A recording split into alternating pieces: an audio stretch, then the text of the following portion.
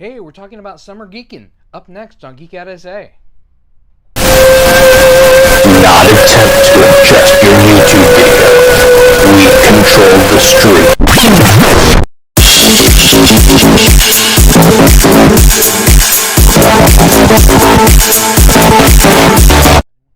And welcome back to Geek Out SA. It's Friday and we're having fun. You said summer geeking. Summer geeking. Happened so fast. That's what I was going Summer for. geeking. That's what I was going for. That was all I could think of the whole time the intro music was. That was my plan. I thought you were gonna say All Geek the Out time. Summer, so it totally threw me. And then you said that, and I was like, and now I'm in Greece, and I couldn't. Well, the stop. title was from AC/DC, and then my opening was from Greece.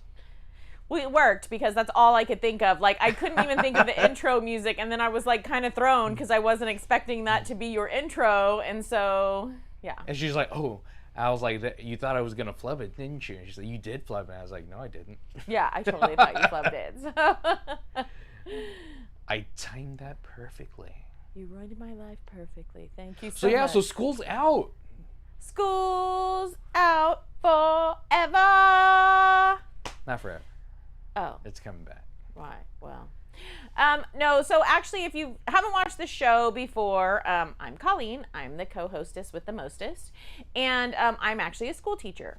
So school's out for me. Obviously, Vincent and Stuart have like corporate jobs, and so school is not out for them, and they don't have summer break.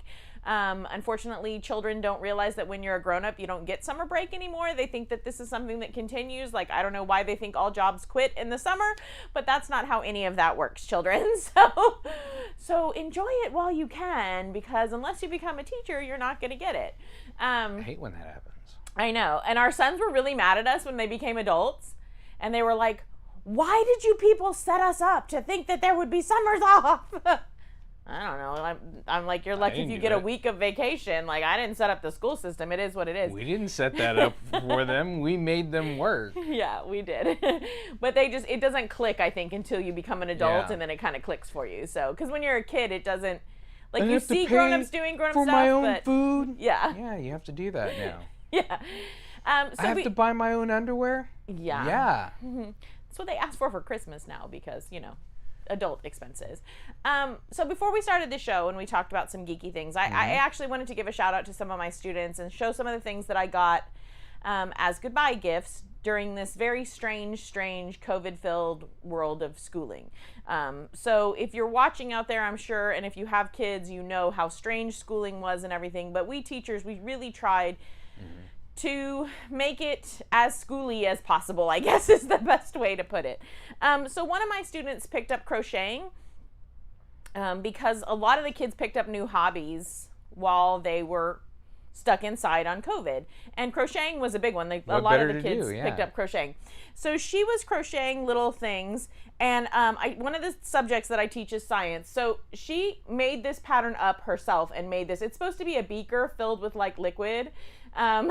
So she was like, I don't know, I tried. I told her it looks a little like an Erlenmeyer flask, which is kind of like bigger at the bottom and it kind of narrows at the top. But I told her I loved it and it was really sweet. And so I thought that was really kind that she You could put it on this. a Christmas tree. It looks like an ornament. I'm going to put it with my science. I have a bunch of science stuff in the house because I'm a geek, so I'm going to put it in there. Another thing that happened during COVID is a lot of us were sad. It was hard, and it was hard on kids. I don't think people realized how hard it was on kids. And so some of my students had hobbies and interests and things that they loved, and they kind of decided to start giving them up because they were sad. And they just didn't feel like... And you would think the opposite of it because I don't have to go to school. I was like, I can just hang out and just like play games and for a while, it seems like a good idea, right? But even my introverted students just missed the human impact of being together in a space. Like they didn't necessarily need to talk to everybody, but it's nice to like hear people talking and kind of be part of the group without having to be part of the group. So one of my kids, a great comic artist, just a fabulous. Anytime I let her do an assignment and she got to draw a comic strip for it, I was getting the best thing I'd ever seen in my entire life. So really wanted to be a comic book artist and then stopped. because of COVID. She couldn't find her happiness anymore. She just couldn't find her muse. So I teach the gifted kids, and they have to do a year-long project where they do some research, and then they have to turn it into like a product that would educate the world about what they learned about, right? So I gently kind of nudged her all year, you know, let's just like a little artwork. And so at the end of the year, I said, you know what you could do? And it would be like pretty fast and easy for you, because by the end of the year, they're like, God, I've got to get this project done, right? So I'm like, it could be fast and easy. You could make a children's book. You just write the children's book about what you learned and illustrate it. And she was like, well, I don't know. And she was like, okay, I'll try. So she did. And when she turned it into me at school, it was on Google Slides. Well, she came the last day, and her mother had actually turned it into a book and had it printed for me. So she actually did her research on GMOs, but why they're beneficial. And so she drew all the characters in the book. And it's just a little cardboard. It's very thick, nice cardboard children's book. And so she drew Olivia, and Olivia tells the children what GMOs are. And this is Vanilla, the cow, who's genetically modified not to have diseases and to give off more milk and stuff, which is why we genetically modify. And then this is her friend Henry, and Henry is a GMO baby who was genetically modified to not have some certain genetic anomalies that he might have had that would have made him sick for his whole life. So she just talks about the benefits of GMOs so that a child could know what that is, and she illustrated and wrote the whole thing. So I thought that that was really special, and just shows you what kids can do if you let them, right? Just amazing. So because come like maybe 10 years ago, wasn't that easy to be able to produce something like that so quickly? And now, yeah. And just print on demand. Because really, she finished her children's book in April, like the end of April. So yeah, it hasn't been that many weeks that they were able to get this turned around on the internet, put in the pages, get it turned around, and get it sent to them as a fully fledged book. And it's hardback. Yeah, is cool. No, it's a nice book. Yeah. So this is something that you could actually do with your own children if they wrote stories or something and you wanted to maybe send it to grandma or something like that. This is a really nice thing. That would be an awesome summer project. Pretty geeky too. Yeah, because they could write any kind of like, comic book or a children's book or anything like that that's geeky about dragons or whatever they're fascinated with. Make your own graphic novel. Yeah, really, you really could. You really could. So the last one I wanted to show is from a student, and I'm going to show you like two different things so you can see how she's grown. Because I get the chance to have these students from 6th grade to 8th grade. So in 6th grade, she made this dragon for me. It has an Erlenmeyer flask, and he's holding that, and he has feathery wings. You see? Really beautiful. Okay, so she's in the 6th grade. She makes this. Alchemist. She's like 10. Dragon. Right? Now fast forward and she's 13, and this is what I get. I mean, she made the detailed feathers on the wings. She painted it, the horns, the face. That is crazy. It's phenomenal, it's right? Awesome. 13, and she made this. And this is where she started, at 10. Yeah, my dad's watching. I was like, that kid made that book. Yeah. Or that kid could publish that book. Yep. Yeah, it's easy. It's easy. I mean, it's easy. I mean, it's still an accomplishment. Don't let me take that away from it. That's awesome to be able to do that, but it's to be able to do this kind of stuff. It's even for maybe like 6 years ago, you couldn't do it this easy. Yeah, no, there was no way. 6 years ago, when I had kids doing these kind of year-long projects, and some of them made children's books because some of them are good artists, that comes with kind of them being gifted. They tend to be gifted in the arts as well. We would have to get the slides, or it was PowerPoint back then. I don't even think it was Google Slides, and print it on a color printer at school and like kind of bind it ourselves. That was the way they got to have a physical book if they wanted a book to show off during their showcase. But yeah, now they can order it. And really would love to see parents like paying attention to what their kids are doing and really encouraging this kind of stuff and saying, oh my God, like I love that. Let me print that out and give it to a few family members, you know, or Yeah. let's put it up at our house for us to have, Mm-hmm. you know, or maybe you have a little cousin or a little sibling or something that you can give it to. It's like almost like an heirloom that you can pass down generations. I was like, look. Yeah, so I love that my students are able to look at their gifts, and I try to give them time. I do something that's called compacting the curriculum, where I take what the state of Texas tells me I have to teach them and I smush it into 4 days. So on the 5th day, they get to do this year-long research project, and then they also get to do some of their passion projects that we do in the class. So they Very do nice. different things like that. So it was nice. I got some digital things as well, but it's kind of harder to show on the show. Yeah. But some kids made me like a digital scrapbook and stuff like that, which was really sweet. Very cool.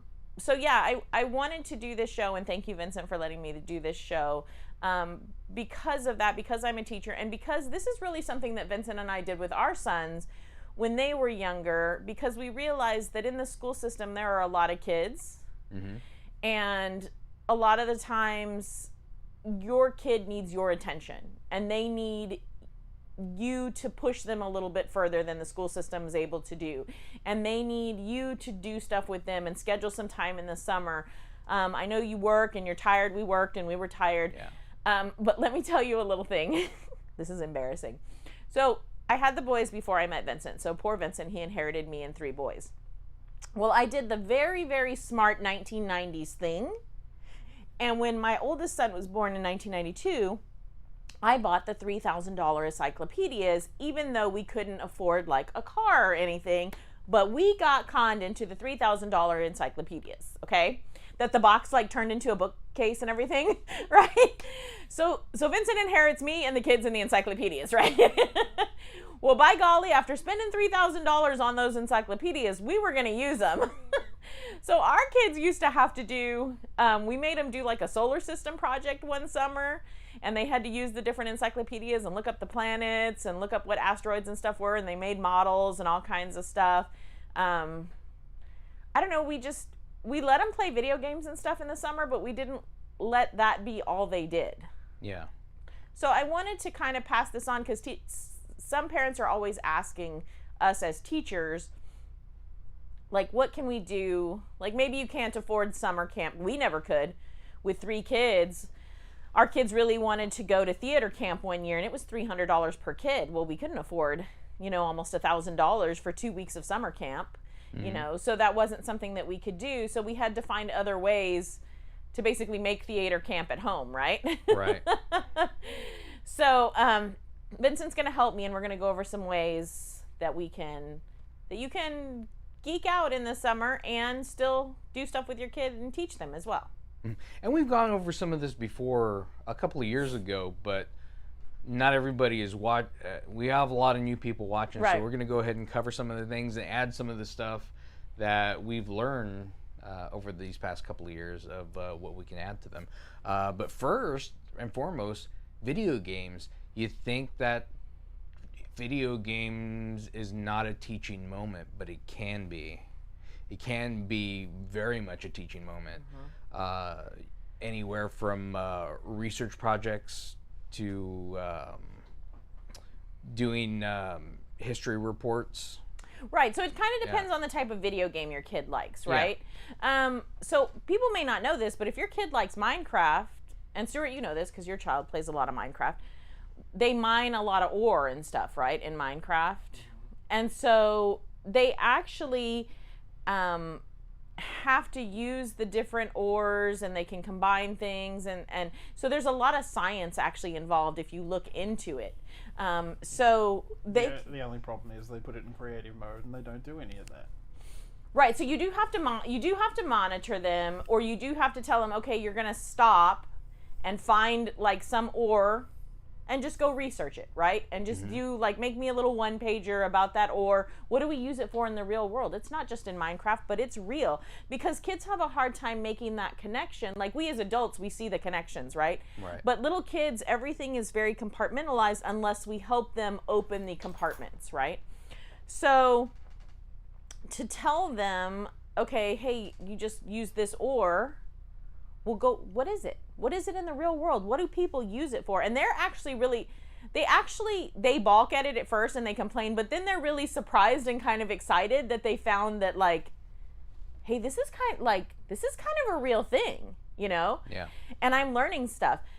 The other thing you can let them do with Minecraft, which I've had a couple of my students do over the past couple of years, is, let's say they want to research somebody or something.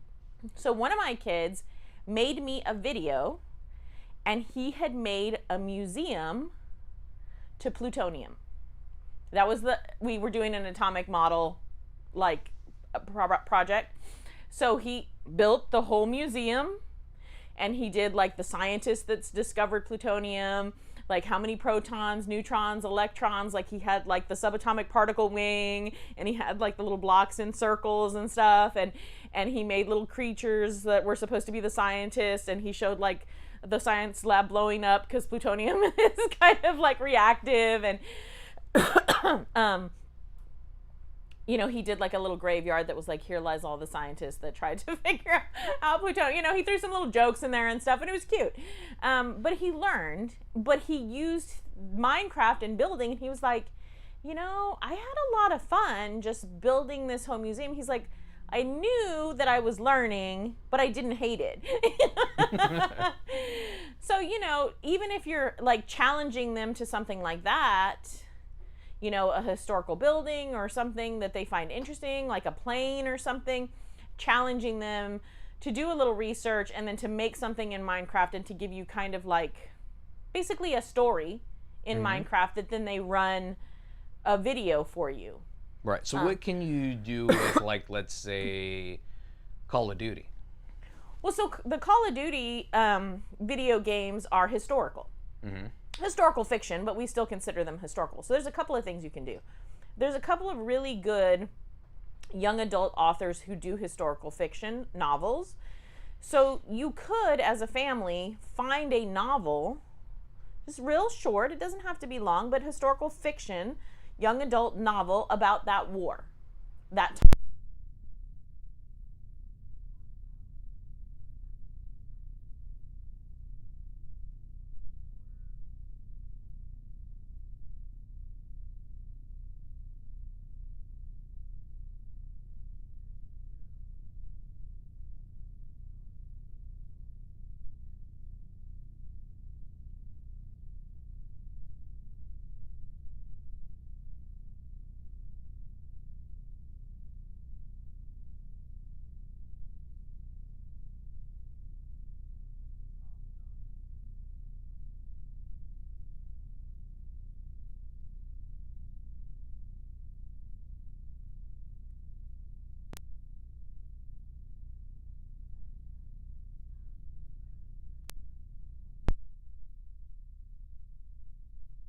You hear us? Cool.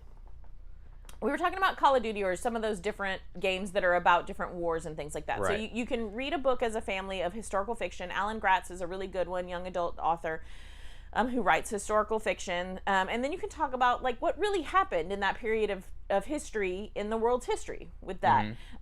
Or you can look up technological advances. You'd be surprised. I had one kid do a year-long project of all the technological advances that we have in today's world because of NASA and the military.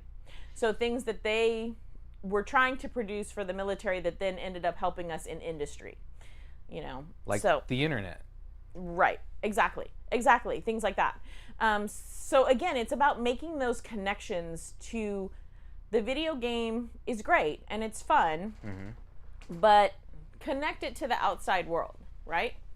Right. No matter what game, even if your kid is playing, like, a horror game or something like that, like, maybe they're really interested in horror. There may be a time period in that horror game that you could research history about. Yeah, or if your child's And old see enough, why- you know, you can research, like, the Salem witch trials or, you know, some of the different ghost stories and stuff that happen throughout the history. Or where Dracula was actually derived from. Yeah, there's so many connections that you can make for kids with video games.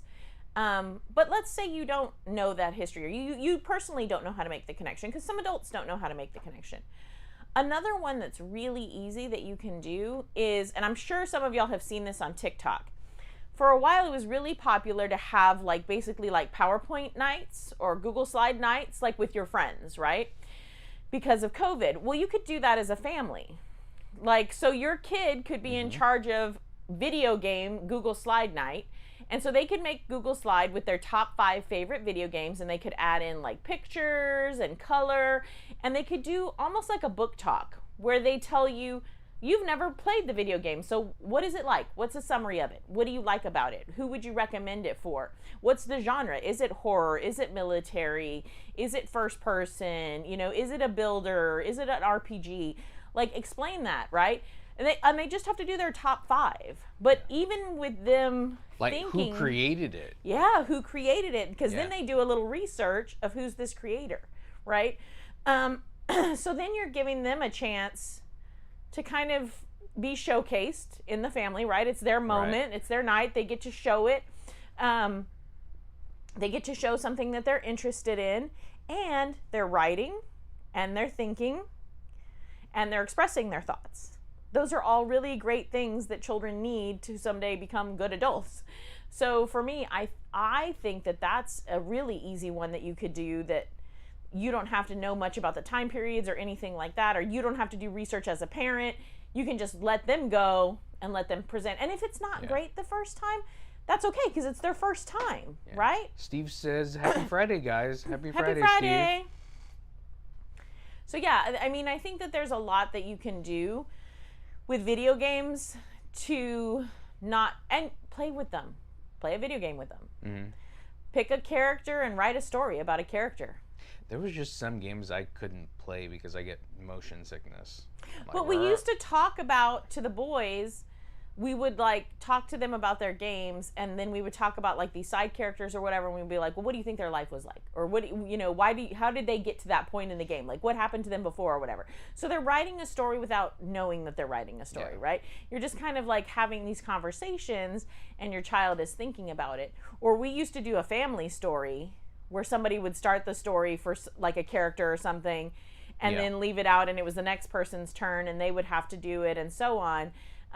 So that's a really great way too, is to think about the characters in the game and what's their backstory and stuff like that. So. Well, talking about characters, another big thing to do, geeky thing to do during the summer, movies.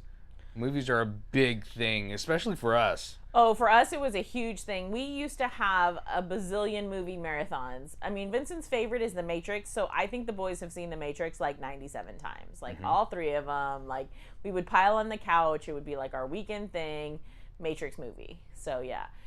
Even Animatrix. And there's so many things you can do with movies. Yeah. If it's like a Marvel or a DC or something, one of the things you can do, even to half price books, you don't even have to go buy them full price, is you can go buy comic books. Like comic books about the actual movies, and read them together as a family and see what does the comic book really look like compared to what the movie looks like. Yeah. And maybe your kid picks up a comic book and they really start to love reading comic books because it is more picture storytelling than words, but that's still reading. Your child should read 20 minutes a day. If they read 20 minutes a day, there is proven research that they are going to be more successful exponentially depending on how much they read. Because they can decipher information, they can pick up new vocabulary, they can determine things on their own, they can make inferences. That's all important. So if you just pick up those comics and read them, you know, your kids might find out that they actually really enjoy some of those characters and they enjoy those storylines in the comics. And so that's one thing. All right, we were even talking before about like, well, you didn't like the ending so much. How would you redo the ending to this movie that you didn't like the ending? And that was one of the kids' favorite things. I was like, how can you fix Percy Jackson, Nick? And they would, right? And they would tell us because they hated it, especially if it was, which is another thing on the list, is read the book together, right, as a family, because we all read Harry Potter except for Vince. Because I wanted to see the movie. We all read Y'all the books. ruined it for me. Well, watch the movie first if you have a person like Vince in your family. Watch the movie first and then read the book. Oh, Dumbledore dies. Thanks. I think that was your appreciate sister that. Jenny who told you that. No, it was Matt. Was it Matt? I thought Jenny Yes. said it No, because she was like all devastated. it was Matt. He was standing on the on on the the stairs stairs. while we were on the couch watching TV, Oh. and then you were talking Harry Potter. Because even Vincent's sisters read the book. Like we're talking whole family read the book, except Vince. But anyway, that's something that you can do is like, how would you change the movie? How would you do it differently? How would you change the ending? Or again, when you're talking about characters, pick some side character that's in there. Like if you think of Guardians of the Galaxy and like all of those little characters that they have that are with the bad guy with the arrow on his ship, you know, all of his little pirate guys, you know, pick one of those guys and give him a backstory, right? You know, just something fun like that. Another thing you can do is if you have crafty kids that like to draw and stuff like that, you can just go to the Dollar Tree or Walmart and get paper sacks, and you can make movie night snack sacks, right? With like movie quotes and drawings and stuff that you can put like individual snacks in there or popcorn in there for the movie so that they have their like snack sacks. So then that's a fun thing that you can do together, is just like making these little snack sacks together too. And just, I mean, we used to do all kinds of goofy fun stuff like that. And, you know, that's the stuff the kids remember.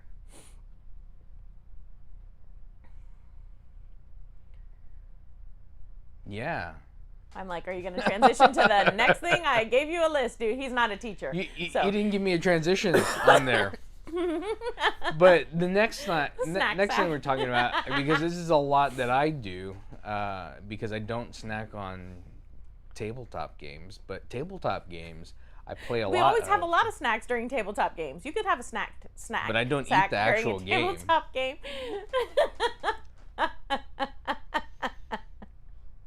We definitely snack during RPG sessions. Yes, during an RPG session, you have to have Doritos. I don't and- think not so much board games, because we don't want to like destroy the board. Or any Right, of the because you don't cards. want stuff like on the Yeah. cards and the pieces and everything. Yeah, you don't want like, you can have pretzels or something that's not like gonna be too greasy Greasy, or cheesy or anything like that. Yeah, but usually for board games, you know, you have to like pause and go have a snack in between games. But believe- there's a ton of things you can do, because it's not just about playing a board game with your kids. You can expand it as far as you want to do with it, even to where, of course, playing the games is great. Right. But let's say you get a game, you give them a game, and you tell them, well, you need to teach me or teach the family this game. Give it to them and kind of see where they're going with it. Yeah, just let them pick one kind of at the store based on, you know, what the picture is or what it looks like, and then they read the rules and they have to show everybody how to play.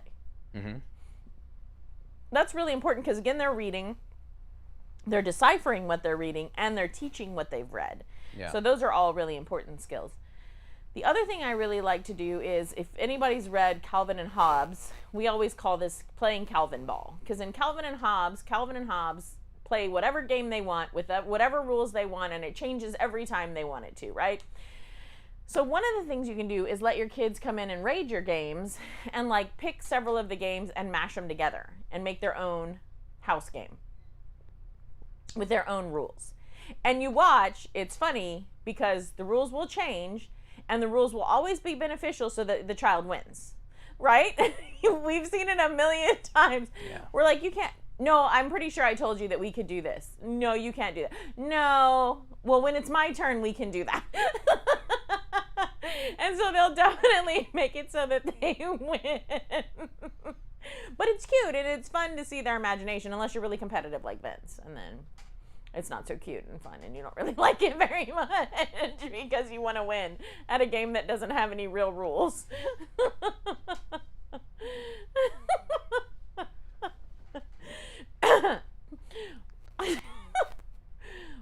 But I think it's fun to just watch their imaginations and see how they do. And you will. If you watch them, they're going to be like, these are the rules until I'm losing, and then these are the new rules. Because I forgot to tell you that those are the rules. And then when I'm losing, I need to add some new rules in. And then I need to stop so I can have a snack sack so that I can get some snackage from some sackage. So yeah, that's really fun. Or let's say they had like real quick. My dad was asking me some questions, didn't see him. He asked, were the dragons 3D printed? No, she made them out of clay. Yeah. She handmade them out of clay. By hand. They could research on the internet for vacations where they can pick sites on the route or destinations that they want to do. Very good. That was going to be our last thing, was doing that and making a budget and doing some of that mathy type of stuff and doing that as well. So very good, Dad. And then you guys ought to talk about school more since you guys aren't yawning. Well, so Colleen is not yawning because yesterday was actually our last day of school. So yesterday was the last day with kids, and I pretty much cried all day and said goodbye and got my stuff. And then today we only had a half day to just like sign out all of our keys and stuff. So we got to go to lunch together today, and we had some cuddle time and a little like mini nap. And so yeah, we're like, it's all great. When did the nap happen? I don't ever get a mini nap. To nap. Vincent was watching TikTok. Vincent was watching TikTok, and I mini napped. Yeah, so there's no yawning for me because I really only worked half a day, and I didn't really actually work. All I did was take some masking tape and like label all my stuff with my room number and turn in my So keys. for us, we have a lot of like meeples and pieces and dice and stuff like that. So you can gather all that stuff and then get together as a family and actually create a brand new game. Right, and that was the stuff something that that we have. did again with our kids because we like game design, and game design is something that we do, and so we encourage that in them. I actually really loved our middle son Zach was starting to make a board game based on our role-playing game, and I actually really liked the direction he was going in, and none of us ever finished it. But I do that with my students in the classroom too. That's always an option that I give them, and I bring some of those pieces and stuff to school as well. And you'd be surprised the games that kids can make. I had a kid make a cell game based on cells, and so he made like a circular board, and then he had the different organelles and stuff, and there were different things that they had to do throughout it that went with the way the organelles worked and stuff like that. So that he took that science concept and turned it into a board game, which I still have to this day, and we play every once in a while. I play it with my kids in class. I bring it out and let them play it. So, but yeah, I mean, again, you could take, if we go back to the beginning of they're playing a video game, well, they could transfer and take that video game and turn it into a tabletop game. Yeah. Well, how would you turn this into a tabletop game? What would you make people do? And even if it's just a square board with squares that go around it and you have to go to spaces and you go backwards if stuff happens or whatever, that's fine. That's okay. That's the first step in that design process. And the kind of cool thing about it is when you get to a point where you kind of finalize all the rules and kind of finalize everything, you can do like your student did with the book and have it published. Yep. Have it printed out. At so the you Game can Crafter. And we use a Game Crafter all the time when we do our prototypes. But just imagine that you have this family game that your kid has created that then you can play on family game nights that you had printed out. Yeah, that's just another great way that you can encourage their creativity, give them something to do over the course of the summer, because it's not like they're making a game in one day, right? And it's definitely something that I think middle school and high school students are going to be better at. The elementary kids can do it. They just need a little more guidance. I did a workshop when we used to run a gaming convention for elementary kids to make a board game. But what I did is I bought like a bunch of little pieces from Oriental Trading. So I had little Martians and Martian stickers, and I had little sea animals and sea animal stickers, and I had little space like planets and stuff and space stickers, and just a big oblong piece of paper. And then put it out, and the kids got to use like the different stickers, and they had colored paper, and they got to make their game. But even that is great, because then they can really just use that creativity. So you can do some of these things with your elementary school students, And it doesn't have to just be with middle school and high school. Just because I teach middle school, we had 3 sons that went through elementary, middle, and high school. So doing these things you can do. You just have to, in teacher speak, we call it scaffolding down. You just have to kind of bring it down a little bit. You just have to give a little more guidance. But you would be surprised what even little bitty kids can make and do when tasked to do something. One of the last things that I wanted to say is science. You can find a lot of this on Pinterest, on the internet. And we've done a couple of things on this channel on Geek Out SA as far as Geek Out Science, and I really wanted to do more, but I get really busy teaching, so I don't have as much time. But you can do simple things like you can make a lava lamp at home with your kid. It just takes oil, water, food coloring, and Alka-Seltzer. And you can do that. I use shaving cream with my 6th graders to teach them about magma and tectonic plates. And they just wanted to play in the shaving cream. But let me tell you what, even when we revisited it as 8th graders, they were like, oh, like the shaving cream. They remember those kinds of things. Yeah. It's giving them an easy way to understand a concept. Right. So I could probably do like a 2-hour show on all the things that you could do with your kids. But you'll be doing that on Gifted Guzman. I do actually have several of those up on Gifted Guzman. I have a way to make like a fun reading log with stuff from the Dollar Tree. So it's her YouTube channel. You should definitely check it out. She's got a lot of cool stuff on there. Thank you, honey. I do, and so if you ever want to reach out to me and ask me questions, I do have like a teacher side. I do have a teacher YouTube channel that some of the things I do are for teachers and some of it is for parents and students. So yeah, I always love helping people think of things to like help keep their kids engaged in the summer. Yeah, definitely. That sounds like a lot of fun. So, like travels, what are your ideas for like travels that you can do? Well, and it's funny because we were talking about this the other day. It's funny that you bring that up. But before you get to that, SAMA, San Antonio Museum of Art, is doing Movie Metal right now, which is really cool, really geeky. If you want to take your kids to go see something like that, it's going to be there till June 20th. I'm excited. I'm hoping you and I go and we do a video for there. I wanted to contact SAMA and ask them how they feel about us going in, if we're allowed to, because sometimes you're not allowed to videotape that kind of stuff because of copyright and things like that. So I need to talk to them and see. But that's another one where you can just take your kids. There are so many museums. The museums are free on Tuesdays. So you can go to the Whitty for free on Tuesday. You can go to SAMA. I don't think you can see the Movie Metal, but you can see some of the other stuff. When you're traveling, do something just as simple as do the ABC game, right? Go through, okay, what's the sign that I find that there's a word that starts with A? Okay, now there's a word that starts with B, a word that starts with C. You're just looking, you're observing, you're finding things. Planning that trip out. Give them a budget ahead of time of how much money they have and where you're going, and ask them what kind of souvenirs could they buy. Right. And they can do research on the internet now of that. Or what's one meal they would really like to go. Maybe they're a foodie or something. I'm telling you, I could do this for 2 hours. So I'm not going to take up like all of y'all's night. But you can see that on Gifted Guzman soon. So check that out. But thanks for checking us out. It's been really cool.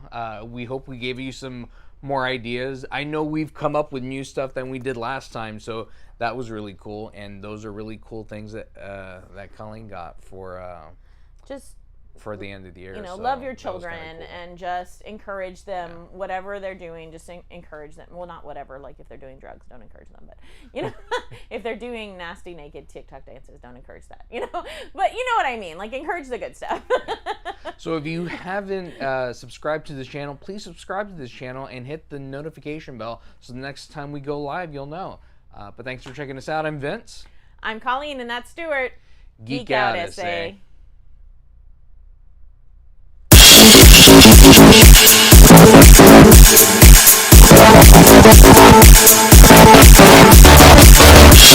be right back.